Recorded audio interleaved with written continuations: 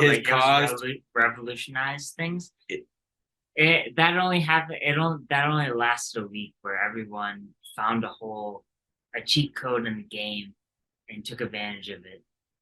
well, no, it's not actually a cheat code. So let's get through what really happened because I think that it's really funny where at the end of the day, crypto, unless you get really well, it is actually full no rules barred because you will get scammed and cheated. Because I was like, the rules are spelt out there and like, you play by the rules. But I was like, no, people hack, steal, people like rug. Like it's a game, so It's a total game. people gamify the rules.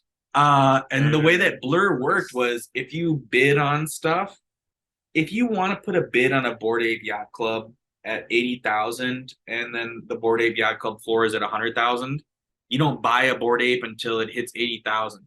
But then you have to put your 80,000 up. And then by putting up that bid, you earn some Blur. And now what's Blur worth? Blur got up to $1.50, and then the people that used Blur made Blur. So then you want to use Blur more, but you want to use Blur without actually spending your money, but you kind of got to give it to them. So then the people that were selling into this buy wall were like, holy shit, a ton of people have been giving their money to Blur to buy Bored Apes at a price that isn't there right now. And what if they actually have to buy? I don't think that it was. I was trying to explain it to people, and it really didn't impress upon them. But I sent Brian this one meme where it was like someone had a window broken in their car, and they were like, "Hey man, someone stole my Bored Ape because whatever," and then they were like, "But they left 43 more Bored Apes in my car." Imagine you're like, I'll buy as many Bored Apes at 20% below the floor value because I'm going to give you guys like $500,000 or $1 million or X amount of money because let's use $1 million.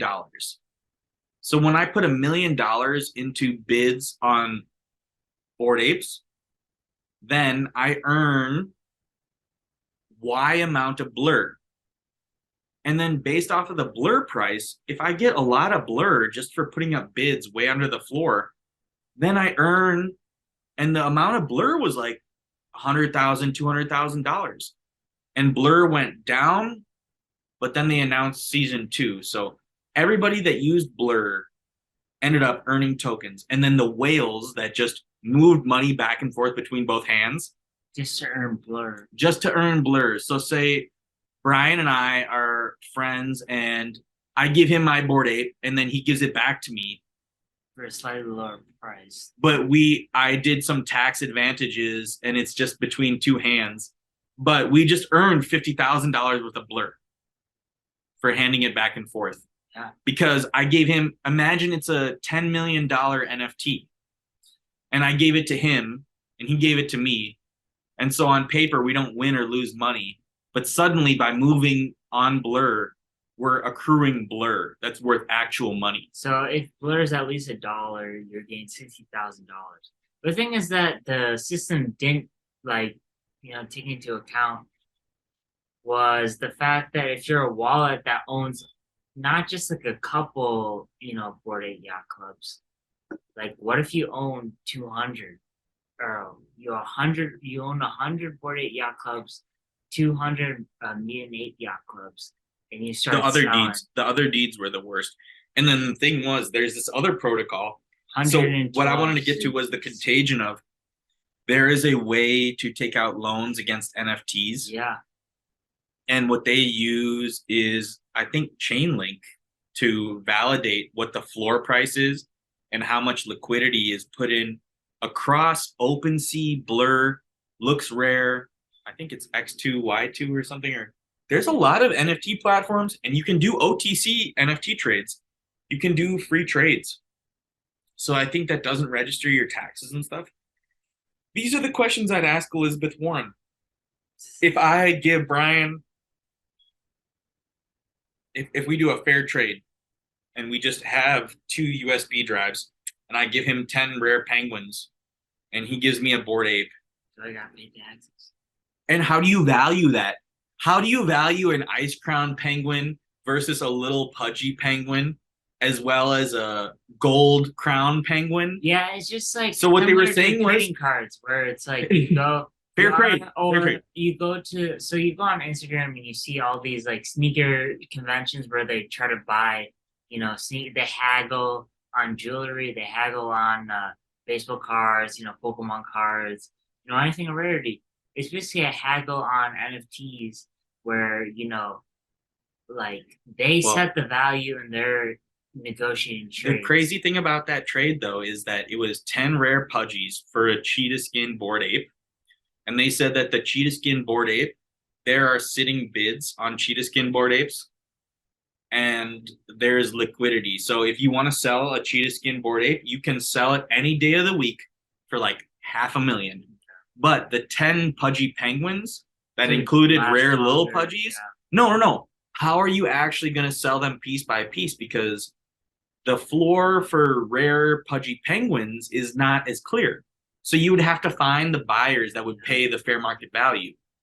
And what they both really benefited from was they each got a ton of attention, and it increased the value of both the rare cheetah skin as well as the rare pudgies.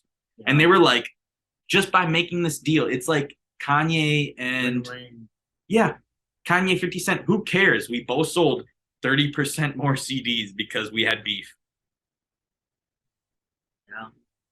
So yeah, it's crazy with the with the pudgy penguin stuff. But then there's also this other stuff with that happened on Caesar. NFT Paris happened. NFT Paris, so they were pudgy penguins and Luca Netz was there. He was giving out pudgy penguin dollars with like scratch off little secret wallets that gave you points to buy things, which is like a fun thing. But the D Gods, there was the cringe video of like the dudes doing the worm, and it was a bit of a sausage fest, but nerdy mosh pit. It seemed fun. Not something that you'd be at in dropkick. No, but it was like a lot of people that kind of seemed pretty nerdy. But what I was trying to tell Brian was it might have been fun, and also a lot of people are spending a lot of money to be a part of these groups. Like I don't know about D-Gods. They're on Solana. Community is worth something. These people are spending money to fly to Paris to do shit. Yeah. They're having fun. I mean, and some people were talking shit, and I'll talk shit. Like, dude, it looked really nerdy, and it was kind of, I don't know. It's just a ton of dudes dancing in a circle. It wasn't mosh pitting though. There was like a guy doing the worm. I mean, pushing and shoving. There was like a little pushing. It was like lighthearted. It wasn't. But that's mosh pitting. Basically, mosh pitting isn't like intense. No, mosh pitting is almost like aggressive. I don't know. You're not trying to harm them. Like, I don't know. And there was that one guy. What did he say? I'll give 1 ETH to the person who spots a woman. Like, it's just like it's interesting to advise. I don't want to be disrespectful, but people are joking about it, so I'm a little bit like, haha. But like. The point remains, people are flying to Paris to talk about NFTs, and these communities are very strong where people are, I think, as they're more and more disconnected and more digital, these in real life events for these crypto and NFT projects are going to be like, people will pay. And we can go to the Compi Pandas, Pandemonium in August. And then additionally, John Bones Jones, UFC, doing real life, creating clubs and stuff. Week. What are the odds that he has a Compi Panda logo on his shorts that he's advertising? Ice bags, let us know. What are the odds of that? Podcast manager Sana, come on, clip it and ask Ice Bags, because we want to know, is this stuff going to be limited merch gear, or I don't know. I think Brian and I want to go to Compi Panda's Pandemonium in Vegas, but there's a shit ton of events, and the in real life stuff. There's Pudgy Penguins events in like Taipei. There's like people around the world who are like communities. It's just like a Porsche community or a Porsche community that they meet up for car shows and all that kind of stuff. Like it's just a hobby, build a community. You have like distinguishing taste. Yeah. Yeah, I've got some Compi very Pandas. unique. it's like I'm not alone in my very unique taste. Yeah. Let's just go to the shows though.